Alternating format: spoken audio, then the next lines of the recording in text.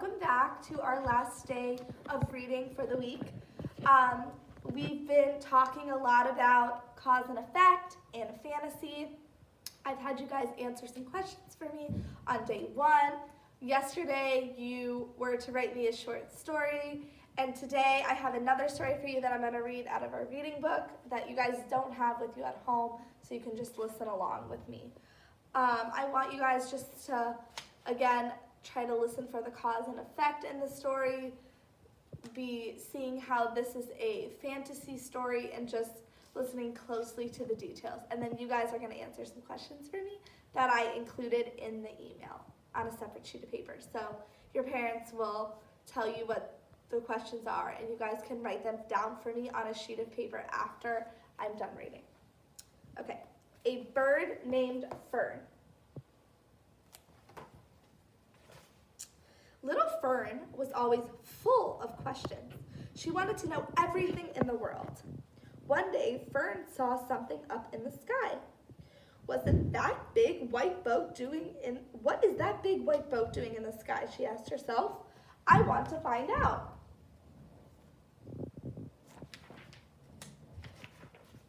It would be great to ride on that big white boat, Fern said. So she stretched her wings and took off. Fern's wings helped her climb up, up, up. But when she got close to the boat, she was surprised. The boat looked like a fluffy bed.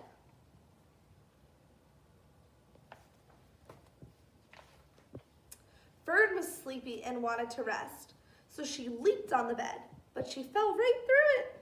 I see another bed, said Fern. I will try to land on that one. But the same thing happened again. I'd better go home, cried Fern. Maybe Mom and Dad can explain this.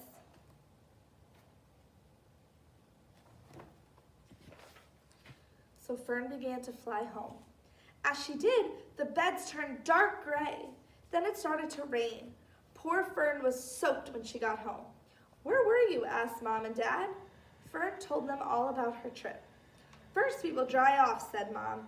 Then we will teach you about clouds, added Dad. And that is what they did.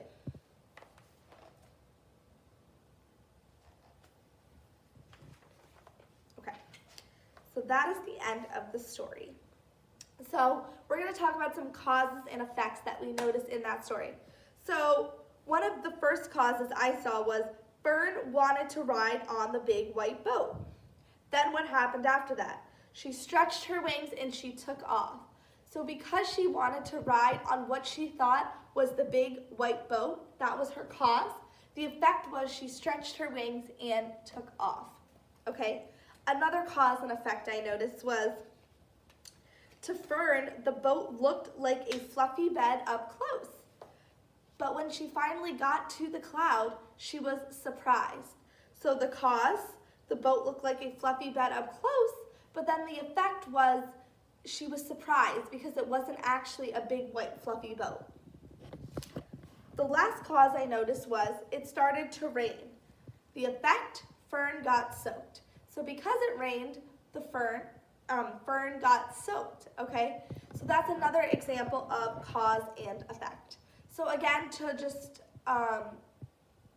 review, cause is what makes something happen in a story, and then the effect is what happens after, okay? So in order to figure out what a cause and effect is in a story, you can ask yourself, what happened? And why did it happen? So usually when there's an event that takes place in the story, and it could even be something small, like it started to rain, Fern got soaked. That's not a big thing that happened in the story, it's a minor detail, but you can still see the cause and then you can see the effect. So when you guys wrote your short stories yesterday, you should have still been able to use a cause and effect example in your short story. So I wrote down some questions for you guys that I attached in the email, and you guys are going to answer them to me. Just basic questions about listening skills as you were listening while I read, some questions about cause and effect, and just a little review about what the story was about. So you'll answer those questions to me on a separate sheet of paper, and I look forward to reading them. Thank you.